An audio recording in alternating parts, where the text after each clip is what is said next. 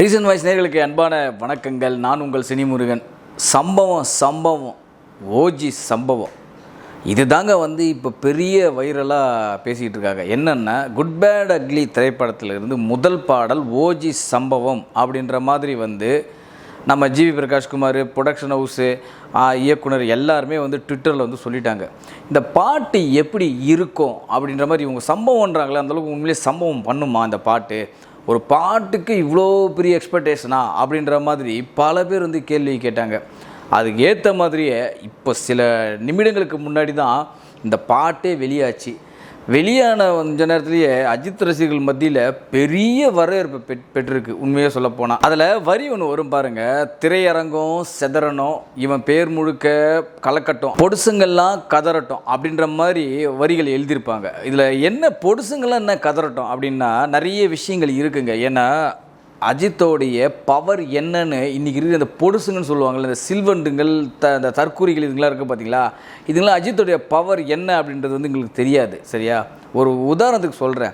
இப்போ இங்கே சமூக வலைத்தளங்களில் ஃபஸ்ட்டு சிங்கிளுக்கு இவ்வளோ விசிட்ஸ் போச்சு, இவ்வளோ லைக்ஸ் போச்சு, ஃபஸ்ட்டு சிங்கிளே செமையாக இருக்குது, ஃபஸ்ட்டு சிங்கிளுக்காக நாங்கள் வெயிட் பண்ணுறோம் அப்படின்லாம் சொல்கிறீங்கல்ல, இதுக்கெல்லாம் விதை போட்டவர் யார் தெரியுமா? அஜித்குமார் அவர்கள் தான்.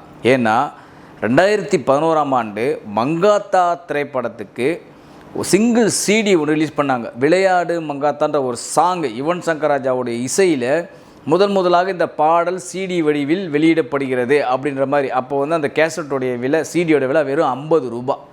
அந்த 50 ரூபா சிடி வாங்கிறதுக்கு முடிச்சுக்கின்னு எப்படி குவிஞ்சானுங்க தெரியுமா? அந்த ஒரு பாட்டு சிடி. அப்போல்லாம் இந்தளவுக்கு யூடியூப்பு, இந்தளவுக்கு நெட்வொர்க் அவ்வளோலாம் கிடையாது. அந்த ஒரு சிடியை வாங்கி அந்த பாட்டு கேட்குறதுக்கு எப்படி குவிஞ்சாங்கன்னு தெரியுமா இவங்களுக்கு? மதுரை ஷீல்டுக்கானு ஒரு சிடி கடை, அந்த சிடி கடை வாசலில் அந்த ஆள் டென்ஷன் ஆகிட்டு கடையை சாத்திட்டு போயிட்டார். எப்பா சாமி, எங்களால் சமாளிக்க முடியாதா இது அப்படின்னு, நாளைக்கு வாங்கடா போங்கடா அப்படின்னு அமுச்சு விட்டார். அவ்வளோ க்ரௌடு அந்த சிடியை வாங்கி அந்த பாட்டை கேட்குறதுக்கு, விளையாடு மங்காத்தா அப்படின்ட்டு. அதுக்கு பிறகு பில்லா 2 திரைப்படத்துலேருந்து ஒரு பாடல்கள் வெளியாச்சு. அதுக்கும் அந்த இடத்துல அவ்வளோ அமோக வரவேற்பு.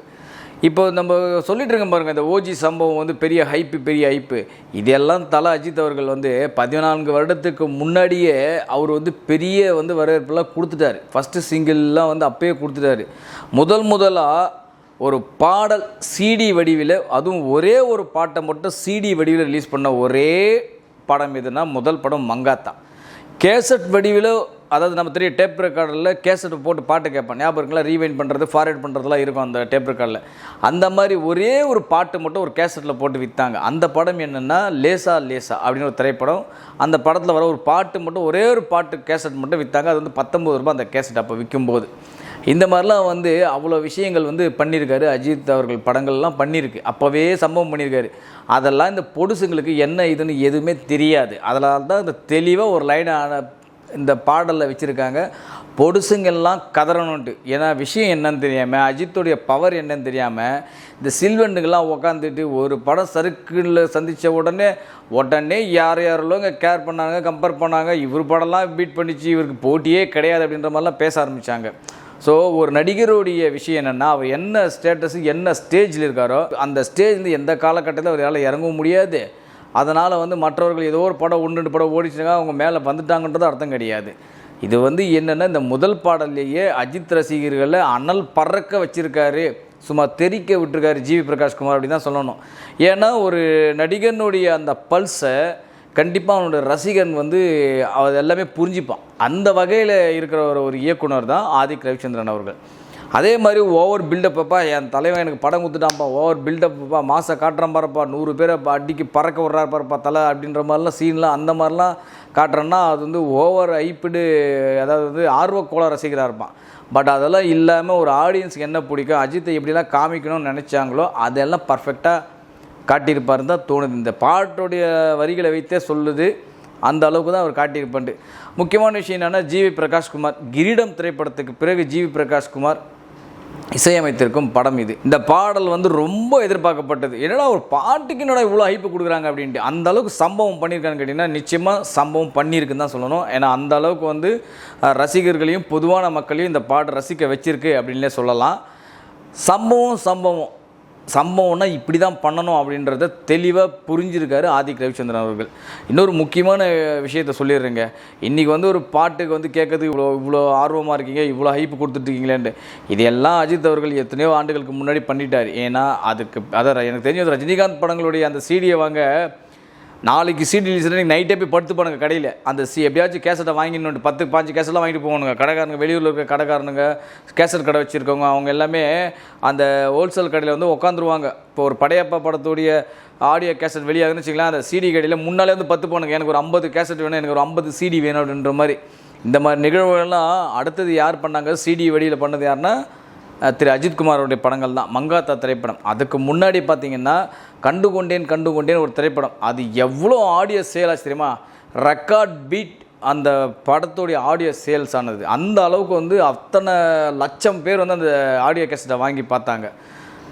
அவ்வளோ பேர் வந்து விரும்பி வந்து அந்த அளவுக்கு வந்து அஜித் படங்களுடைய பாடல்கள்லாம் கேட்டிருக்காங்க. இந்த பொடுசுங்கள்லாம் என்னென்னே தெரியாமல் லபோலபோன்னு உட்காந்துக்கிட்டு அஜித்குமாருடைய அருமையும் தெரியாமல், அஜித்குமாருடைய பெருமையும் தெரியாமல், அஜித்குமார் எவ்வளோ சாதனைகள் பண்ணியிருக்காரு, அஜித்குமார் அவருடைய படங்களுடைய பாட்டு எந்த அளவுக்கு விற்பனை ஆகியிருக்கு அப்படின்ற மாதிரி இந்த மாதிரி விஷயங்கள்லாம் தெரியாமல் இங்கே உட்காந்து கருத்துட்டு அந்த பொடுசுங்களுக்கு தான் கதற விட்டுருக்காரு. இன்றைக்கி ஜிவி பிரகாஷ்குமார் ஆகட்டும், ஆதிக் ரவிச்சந்திரன் ஆகட்டும், தனது பாடல்கள் மூலமாக அந்த அளவுக்கு பெரிய வரவேற்பை பெற்றிருக்கு அப்படின்னு தான் சொல்லலாம். அதற்கு பிறகு தான் மற்ற நடிகர்களும் தங்களுடைய படங்களை அதே மாதிரி வந்து கொண்டாடினாங்க. ஆனால் அதுக்கெல்லாம் விதை போட்டது யாருன்னா அஜித்குமார் அவர்கள் தான். இது ஏன்னா மதுரை ஷீல் கானம் அந்த ஆடியோ சென்டரில் கூட நான் பேசுகிற வீடியோ சப்போஸ் அவங்க பார்த்தா கூட, இல்லை அந்த ஏரியாவில் அன்றைக்கி டைமில் அந்த கேசட்டை வாங்கினவங்க பார்த்தா கூட நிச்சயமாக நான் சொல்கிறது தெரியும் அவங்களுக்கு. ஏன்னா அவ்வளோ வரவேற்பு பெற்றிருக்கு அந்த மாதிரி அஜித்குமாரோடைய ஒரு சிங்கிள் ட்ராக்கு. நீங்கள் சிங்கிள் ட்ராக்குன்னு சொல்கிறீங்கல்ல, இதுக்கு எல்லாமே முதல்ல விதை போட்டவரே யாருன்னா அஜித்குமார் அவருடைய படங்கள் தான். ஃபஸ்ட்டு ஆரம்ப காலகட்டத்தில். ஏன்னா ஒரு ஆரம்பமாக இருக்கட்டும், ஒரு பில்லா 2வாக இருக்கட்டும், ஒரு மங்காத்தா படமாக இருக்கட்டும், இந்த படங்களுக்கு எல்லாமே விதை போட்டு சிங்கிள் ட்ராக்கில் விதை போட்டவர் அவர் தான். அதுக்கு பிறகு தான் மற்ற நடிகர்கள் படங்கள் எல்லாமே சிங்கிள் ட்ராக் விட ஆரம்பித்தாங்க. அதை நல்லா புரிஞ்சுங்க. ஆனால் அதுக்கு முன்னாடி வந்து சிங்கிள் ட்ராக் வந்திருக்கு. வானம் திரைப்படம், சிம்பு அவர்களுடைய வானம் திரைப்படத்துடைய சிங்கிள் ட்ராக் வந்திருக்கு. பட் அது டைரெக்டாக ஆன்லைனில் தான் விட்டாங்களே தவிர சிடி வடிவில் எதுவுமே வெளியிடலை. முதல்ல சிடி போட்டு விற்ற முதல் படம் சிங்கிள் ட்ராக்கு விளையாடு மங்காத்தான்ற அந்த சாங் மட்டும்தான். அப்போ வந்து 50 ரூபா அந்த கேசட்டோட விலை. அந்த கேசட் கூட அஜித்குமார் அவர்கள் சொந்தமாக சைன் பண்ண ஒரு ஸ்டில்லும் ஃப்ரீயாக கொடுத்தாங்க. அதனால தான் நீ ரசிகர்கள் ஊழ்ந்து குவிந்தானுங்க அந்த படத்துக்காக. அந்த பாட்டு சிடி எப்படியாச்சும் வாங்கிடணும், அஜித்குமாரோட ஸ்டில் எப்படியாச்சும் வாங்கிடணும் அப்படின்ற மாதிரி. ஸோ இதெல்லாம் வந்து இந்த பொடுசுகளெல்லாம் என்னென்னே தெரியாமல் பேசுறதுனால தான் கரெக்டாக ஒரு லைனை வச்சுருக்காங்க, பொடுசுங்கெல்லாம் கதறணும் அப்படின்ட்டு. அதுதான் அது முழுக்க விஷயங்கள் தெரியாத அந்த சில்வண்டுகளுக்கெல்லாம் தான் இந்த வீடியோ. சிங்கிள் ட்ராக் சம்பவம் பண்ணோம் நம்ம சொல்லிக்கிட்டு இருந்தோம். உண்மையிலேயே இந்த சிங்கிள் ட்ராக்கு ஓஜி சம்பவம் இல்லை, இது மெகா ஓஜி சம்பவம் அப்படின்றத தெளிவாக உங்களுக்கு தெளிவுபடுத்திடுறேன். மீண்டும் சந்திப்போம். நன்றி, வணக்கம். இது போல பல வீடியோக்களை கண்டு மகிழ எங்களது ரீசன்ட் வாய்ஸ் சேனலை மறக்காம சப்ஸ்கிரைப் பண்ணுங்க.